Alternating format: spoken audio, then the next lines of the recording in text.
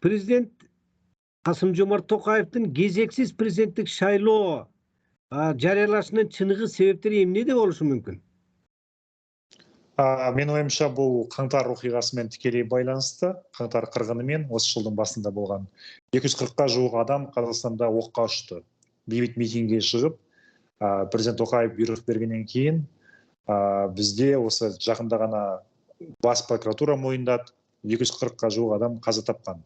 Одан кейін Токаев өзінің билігінің легитимділігін күшейтуге тырысты, референдум өткізді. Одан кейін Назарбаевтың атын Конституциядан алып тастаймыз деді. Осындай іс-шаралар арқылы өзін бір тәуелсіз президент ретінде көрсеткісі келді. Енді қазір Токаев түсініп отыр, халық қазір кедейленіп бара жатыр. 2024 жылға дейін қазіргі өзінің танымалдылығы кемімесе артпайтынына көз жетіп отыр деп ойлаймын.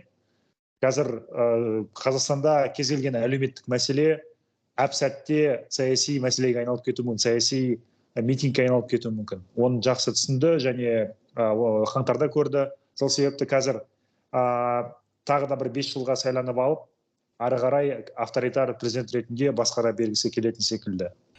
Ушул кезексиз президенттик шайлоого Токаевдин өзүнүн катышар катышпасы так белгилүү болдубу?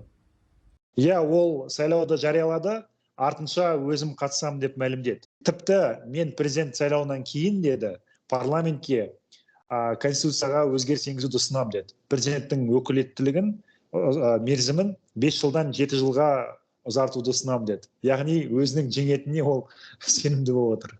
Талапкерлер аттанат эмеспи? Ошолордун ичинде мындай элдин колдоосу чоң боло турган кандай потенциалдуу талапкерлер жөнүндө айтса болот? Өкінішке қарай, дәл қазір оппозицияның арасынан, азаматтық қоғам белсенділерінің арасынан Токаевқа оппонент болатындай дәл қазіргі уақытта кандидат шығып тұрған жоқ. Өйткені Назарбаев кезінде саяси алаңды тазалап тастады, оппоненттерін бәрін тазалап тастады. Қазір Токаевқа бір үлкен оппонент болатын кандидат қазір оппозицияда жоқ болып тұр, өкінішке қарай. Және алдағы сайлау альтернативсіз сайлау ретінде өтейін тұр. Яғни Токаев доминант кандидат болады да, қасына спутник сайлау өтті деген ойды қалыптастыру үшін кандидаттарды тіркеп беретін секілді. Тіпті мәжілісте отырған бізде 3 партияның біреуі қазір кандидат ұсынбаймыз деді. Біз Токаевты қолдаймыз деп мәлімдеп қойды. Бұл депутаттар кезінде Жаңа Қазақстан деген депутаттар тобы құрылған. Сол топтың мүшелерінің қатарында коммунистер де бар, Ақ жол партиясының өкілдері де бар. Соған қарағанда мынау Жаңа Қазақстан деген бір саяси альянс құрылып, сол альянстан Токаев кандидат болатын секілді.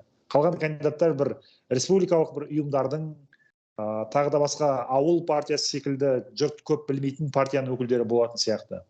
Оппозиция демекчи, алар Токаев болбосо дагы шайлоо өткөрүү керек деп талап кылып келишпеди беле?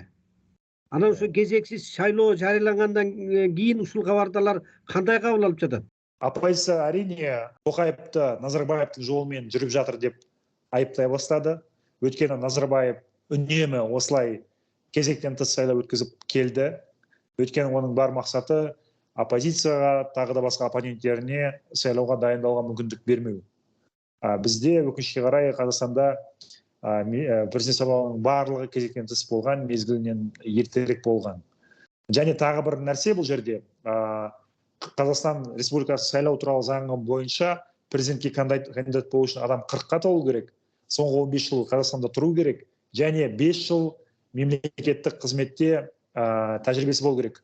Ондай кандидаттар тек осы режимге, Назарбаевқа, Токаевқа жұмыс істеген адамдар ғана кандидат бола алады деген сөз. Сол себепті сырттан ешқандай кандидат тіркелмейді. Сайлауға қатыса алмайын деп отыр. Кандай гана шайлоо болбосун, андагы эң башкы суроо бийлик шайлоону таза өткөрө алабы же бир талапкердин кызыкчылыгына иштейби деген суроо эмеспи? Бул жагында кандай күтүүлөр бар? Өкінішке қарай Қазақстанда бірде-бір 30 жылдың ішінде бірде-бір сайлау әділ өткен жоқ. Оны ОБСЕ тағы да басқа авторитетті халықаралық ұйымдар айтып келе жатыр. Оны осы елдің азаматтары бізде үнемі көреміз, және орталық сайлау комиссиясы бұл жерде президентке, президент әкімшілігіне тікелей тәуелді мемлекеттік орган. Оның төрағасын, 2 орынбасарын президент тағайындайды. Тоқаев өзі президент болғаннан кейін Назарбаевтың құдасын отставкаға жіберіп, өзінің адамын орталық сайлау комиссиясының төрағасы қылып тағайындап қойды.